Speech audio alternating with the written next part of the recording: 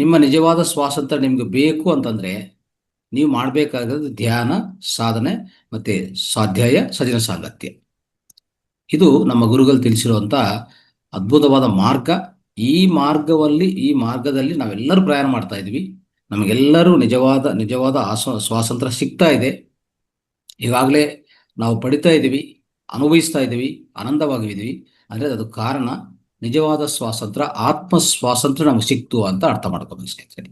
ಅದಕ್ಕೂ ಧ್ಯಾನ ಒಂದೇ ಮಾರ್ಗ ಅಂತ ಹೇಳ್ತಾ ಇವತ್ತಿನ ಈ ಸಂದೇಶವನ್ನು ಮುಗಿಸ್ತಾ ಇದ್ದೀನಿ. ಥ್ಯಾಂಕ್ ಯು, ಧನ್ಯವಾದ. ತುಂಬಾ ಧನ್ಯವಾದಗಳು ಗುರುಜಿ. ಇವತ್ತು 79ನೇ ಸ್ವಾತಂತ್ರ್ಯ ದಿನಾಚರಣೆ ಎಂದು ನಮ್ಮೆಲ್ಲರಿಗೂ ನಿಜವಾದ ಸ್ವಾತಂತ್ರ್ಯ ಅಂದರೆ ಏನು, ಬೇರೆ ಯಾವುದೂ ಅಲ್ಲ, ಅದೆಲ್ಲ ನಮ್ಮಲ್ಲೇ ಇದೆ.